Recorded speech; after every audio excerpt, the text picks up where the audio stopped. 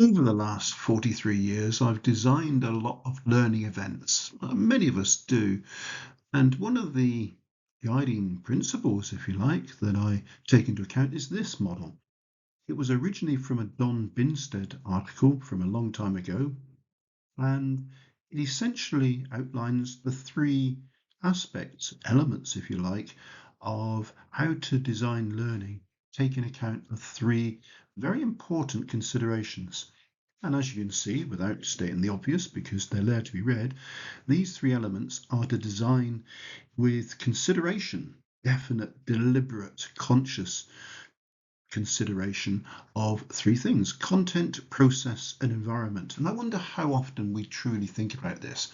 I wonder sometimes if we get, as learning and development designers of material and content, I wonder if we pursue our own interests. Hey, that's good. I'll try this on people.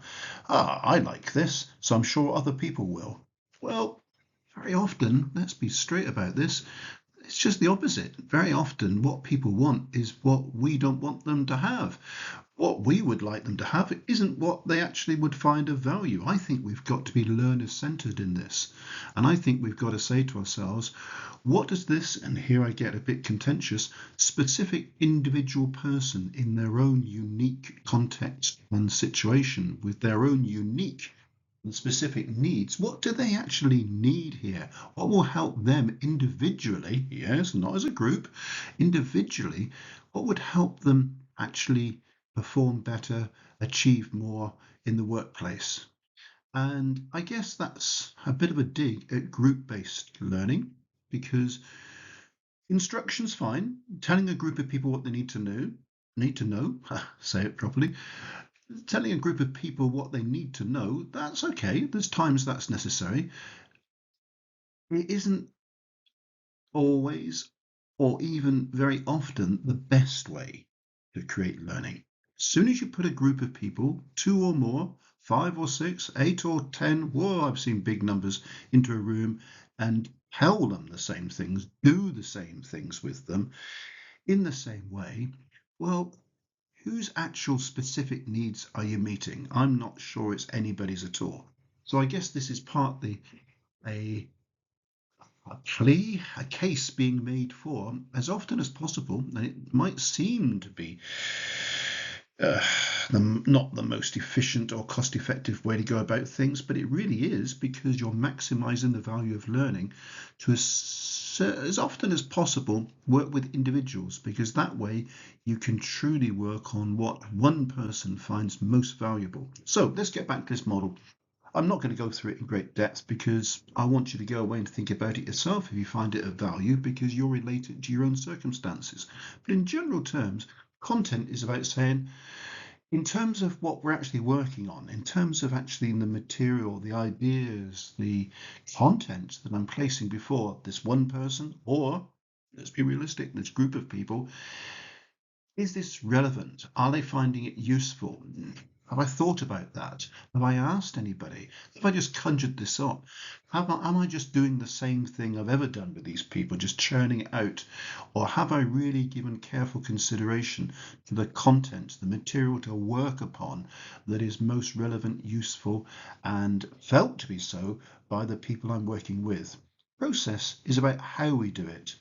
And again, many of us have got our preferred and favorite, not only content, the activities we use and so forth.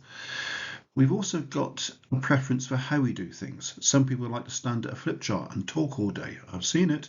Some people would like to work more experientially, or say they do, and give people things to do. That's great, so long as that content are the right things, that's relevant, that's of value, not just giving people things to do we've always given them. So the process is about saying, how can we, in some way, if we're working at a reality level, how we do it be somehow familiar and be as close to each person's reality as we can get. This is a case for really workplace learning being done largely in the workplace, which is where we come down to environment, because environment is about saying,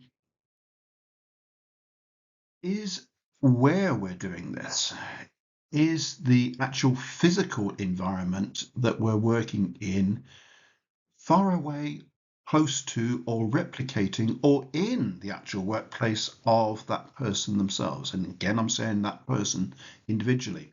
This is a challenging model because once we start looking at environment, we say, hey, we're in a classroom. Look, we're in a hotel somewhere. Look, we're hundreds of miles away sometimes from the physical location of this person, never mind looking around and saying, you don't usually work in a classroom, do you? You don't usually work in a hotel hundreds of miles from your workplace. How often, I wonder, more often can we take learning into the workplace and not take it away from it?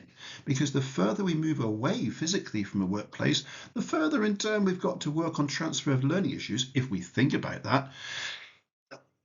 And the closer we are to the reality of not just where, but how and what people do, the more likely there'll be value. So the case I'm making here is that we think really carefully in advance of actually deciding how to go about something and asking ourselves questions like, is this content going to be of value to each person I'm working with? Is how we're going to do this something they recognize, or is it completely foreign, alien, and unfamiliar? And is where we're doing it, at all close to, in the workplace, or away from? Some of the best events I've run have involved working in a workplace, observing people doing their real work and talking it through with them. Sit in reception areas and work with people on reception. Say, okay, I've watched you for a full hour and I've been interested in how you go about your real work. Let's talk about it. That's the best sort of learning design I can think of, where you're actually physically in the workplace of someone. You're observing them. I've worked with people on sites, in vans, all over the place, in offices, and I've watched them do their real work. Why do we work so hard sometimes to design activities that have to compensate for a lack of reality in what we do, how we do it, and where we do it, instead of thinking, can we actually do as much of this as possible physically in the workplace with familiar content and working in a way which actually feels familiar and doesn't remove people from their realities? I could go on about this. I've already gone on for longer than I thought I would. These things are important to me, and I think the challenge is, why do we have to take people out of where they do their work? Why do we have to build the bridge between where they've come from to where we've taken to and back again? Can we work at a higher reality level with individuals as far as possible more often? I think we can.